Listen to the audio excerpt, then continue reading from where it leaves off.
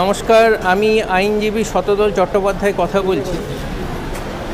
আজকে আমরা একটা গুরুত্বপূর্ণ সামাজিক বিষয় নিয়ে মহামান্য কলকাতা হাইকোর্টে একটা জনস্বার্থ মামলা করলাম এবং একটা গুরুত্বপূর্ণ ভয়ানক সামাজিক সমস্যার বৈজ্ঞানিক সমাধান প্রার্থনা করলাম। ব্যাপারটা এইভাবে বলা শুরু করা যেতে পারে। আজকাল বর্তমানে যুব ছাত্র সমাজ এবং তরুণ প্রজন্মের মধ্যে আত্মহত্যার প্রবণতা ভয়ানকভাবে বেড়ে গিয়েছে।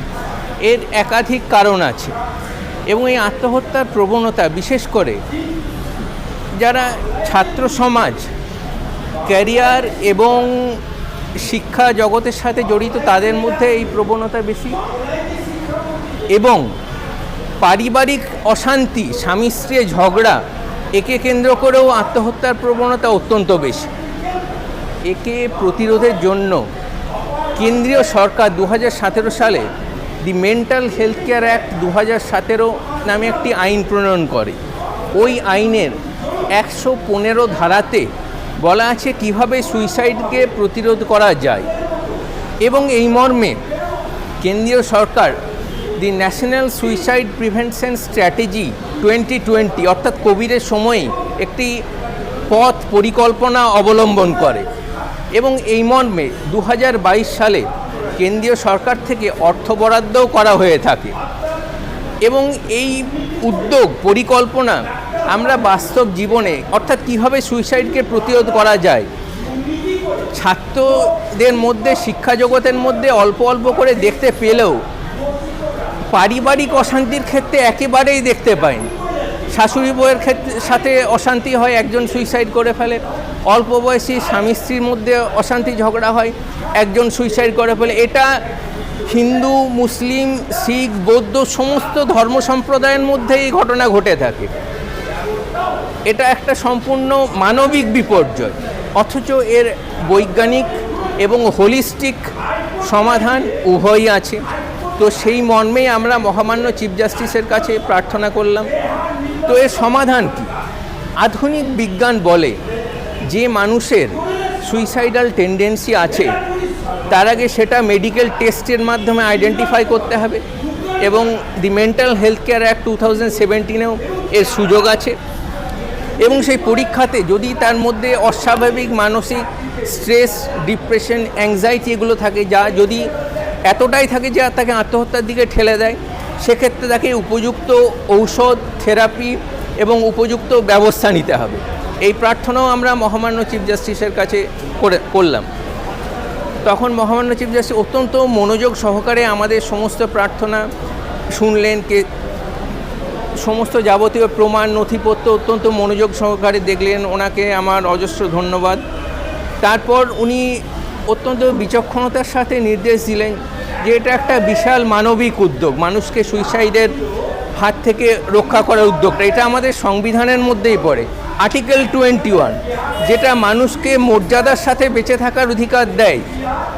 সেক্ষেত্রে আমাদের প্রাথমিক কর্তব্য হবে বিশেষ করে তরুণ প্রজন্মের জীবনটা যাতে না এভাবে বিফলে ধ্বংস হয়ে যায়। সেই সূত্রে উনি বললেন এক্ষেত্রে কেন্দ্র সরকার যে আইন প্রণয়ন করেছে এবং যে স্ট্র্যাটেজি নিয়েছে তা রাজ্য সরকারকে কনসিডার করতে হবে, ভালো করে ভাবনা চিন্তা করে উদ্যোগ নিতে হবে কীভাবে এর সুফল প্রত্যেক মানুষের কাছে, প্রত্যেক তরুণ প্রজন্মের কাছে পৌঁছে দেওয়া যায়। এজন্য এর উদ্যোগ যত তাড়াতাড়ি নেওয়া যায় ততই ভালো, ততই মঙ্গলের।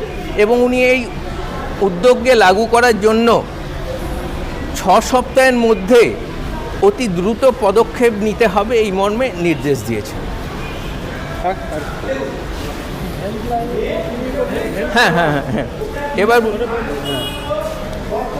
ভারতবর্ষের অনেক জায়গাতে, বিশেষ করে চেন্নাইতে এক ধরনের হেল্পলাইনের ব্যবস্থা আছে। ওখানে ঘটে থাকে কি, যখনই কোনো সুইসাইডের ঘটনা ঘটে কোনো টিভি চ্যানেলে বা পোর্টালে বা নিউজ পেপারে যেখানেই দেখ, তলায় একটা হেল্পলাইনের ফুটে ওঠে যে কোনো ওই ধরনের ঘটনা ঘটলে যাতে মানুষ ওই হেল্পলাইনে যোগাযোগ করতে পারে, এবং যারা স্বাস্থ্যকর্মী অথবা পুলিশ এগিয়ে আসে ব্যাপারটা প্রতিরোধের জন্যে।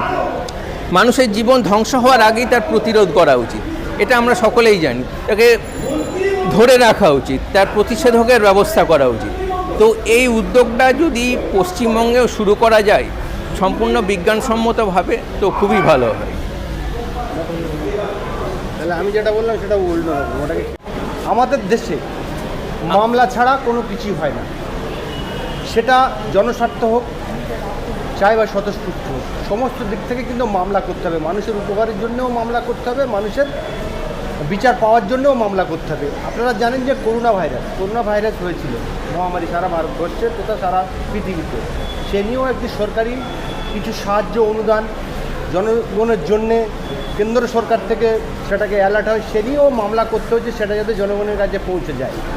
আমরা সেই সমস্ত বিষয়ে কথা বলে নেব, যিনি মামলা করেছিলেন এই সমস্ত বিষয়ে, সেই আইনজীবী আমাদের সঙ্গে রয়েছেন, ওনার সঙ্গে বিশেষভাবে কথা বলে নেওয়ার চেষ্টা করব।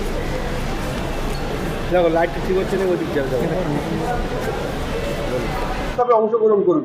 আমাদের কাছে খবর আছে এবং আমরা দেখেছি যে এই তৃণমূল শাসক দলের ছুটকে নেচারা তারা বাড়ি বাড়ি গিয়ে কারা কারা ভোট দেবে না দেবে তাদেরকে ঠিক করে দিচ্ছে এবং বারণ করে দিচ্ছে, যারা বিরোধী করতে পারে তাদেরকে ভোট দিতে বারণ করেছে। কি বলবেন, এটা গণতন্ত্রের পক্ষে কতটা ক্ষতিকর? না ঠিক আছে, দেখুন ইলেকশন কমিশন কি সমস্ত স্টাফ কি ইলেকশন কমিশনের নিজস্ব? তা তো না। এই সব স্টাফগুলো সব রাজ্য সরকারি যারা আধিকারিক থাকে, ডিএম, এসপি, যারা থাকে, তারা এই ভোটটাকে কোনোভাবে পরিচালনা করে, উতরে দেয়, একটা খরচ ইলেকশন কমিশন দেয়, তদারকি ইলেকশন কমিশন করে, একটা মাথার উপরে থাকে। কিন্তু ব্যাপার হচ্ছে যে এর মাধ্যমে হবে না। মানুষ চাই যে আমি যখন ভোটটা দিতে যাব আমি সেফলি বাড়িতে ফিরে আসবো, সেইটা ইনশিওর হয়তো ইলেকশন কমিশন এবার করতে পারেনি, তাই এই ধরনের রেজাল্ট দেয়। ধন্যবাদ। মেডিকেল টেস্টের মাধ্যমে আইডেন্টিফাই করতে হবে এবং দি মেন্টাল হেলথ কেয়ার অ্যাক্ট 2017-এও এর সুযোগ আছে এবং সেই পরীক্ষাতে যদি তার মধ্যে অস্বাভাবিক মানসিক স্ট্রেস, ডিপ্রেশন, অ্যাংজাইটি এগুলো থাকে, যা যদি এতটাই থাকে যে তাকে আত্মহত্যার দিকে ঠেলে দেয়, সেক্ষেত্রে তাকে উপযুক্ত ঔষধ, থেরাপি এবং উপযুক্ত ব্যবস্থা নিতে হবে। এই প্রার্থনাও আমরা মহামান্য চিফ জাস্টিসের কাছে করলাম। তখন মহামান্য চিফ জাস্টিস অত্যন্ত মনোযোগ সহকারে আমাদের সমস্ত প্রার্থনা শুনলেন, সমস্ত যাবতীয় প্রমাণ, নথিপত্র অত্যন্ত মনোযোগ সহকারে দেখলেন। ওনাকে আমার অজস্র ধন্যবাদ। তারপর উনি অত্যন্ত বিচক্ষণতার সাথে নির্দেশ দিলেন যে এটা একটা বিশাল মানবিক উদ্যোগ, মানুষকে সুইসাইডের হাত থেকে রক্ষা করার উদ্যোগটা, এটা আমাদের সংবিধানের মধ্যেই পড়ে। আর্টিকেল 21 যেটা মানুষকে মর্যাদার সাথে বেঁচে থাকার অধিকার দেয়, সেক্ষেত্রে আমাদের প্রাথমিক কর্তব্য হবে বিশেষ করে তরুণ প্রজন্মের জীবনটা যাতে না এভাবে বিফলে ধ্বংস হয়ে যায়। সেই সূত্রে উনি বললেন এক্ষেত্রে কেন্দ্র সরকার যে আইন প্রণয়ন করেছে এবং যে স্ট্র্যাটেজি নিয়েছে তা